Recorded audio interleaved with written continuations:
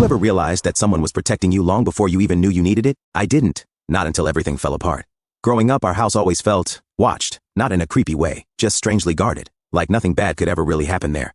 My parents joked that we had good luck, but I never questioned it. Until one morning when I woke up to shouting outside. 2 police officers were standing at our front door, and my mom looked pale, like she'd seen a ghost. I thought maybe something had happened to a relative, but when they asked for me by name, my stomach dropped. They pulled out photos of me walking home from school, me at the grocery store, me sitting on our porch, all taken from a distance, all taken without me knowing.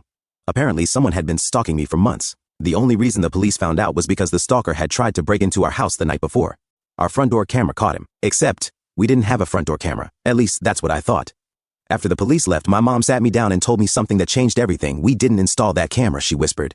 Someone else did. That's when I remembered something weird. Every single morning at exactly 6:47 a.m., our mailbox would open.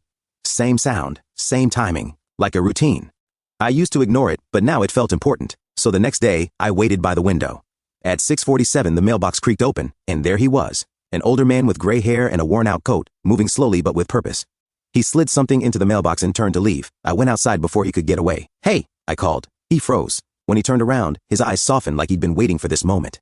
You shouldn't be out here alone, he said quietly. My heart raced. Who are you? Why are you watching our house?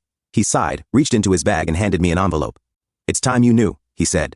Inside were handwritten notes, dates, times, descriptions. Man in black car followed the boy after school. Suspicious figure near backyard fence. Attempted break-in prevented. Dozens of entries. All about me. I looked up at him shaken. Why would you do this? He hesitated, then said, because I failed once. He told me that years ago when he lived next door, he had a daughter around my age. She walked home from school every day. One afternoon she didn't make it. He spent years blaming himself for not protecting her, for not noticing the signs, for thinking the world was safer than it was. When he moved back to the neighborhood after his wife died, he saw me walking the same route his daughter used to take. And something in him snapped. I promised myself I wouldn't fail again, he said. He installed hidden cameras covering our street. He watched my walk home. He followed me from a distance whenever I looked uncomfortable. He reported every suspicious person he saw. He was the one who called the police the night the stalker tried to break in. My voice cracked when I asked, why didn't you tell us? He shrugged, eyes wet. Would you have believed me, or thought I was crazy? Probably both. I stepped forward and hugged him. He stiffened at first, then melted into it. No one had hugged him in years. I could feel it.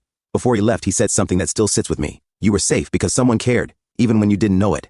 From that day on, 6:47 a.m. sounded different. It wasn't just a mailbox. It was a reminder that sometimes the people who protect you the most are the ones standing quietly in the background, unnoticed, unthanked, unseen, until the moment their absence would have destroyed you.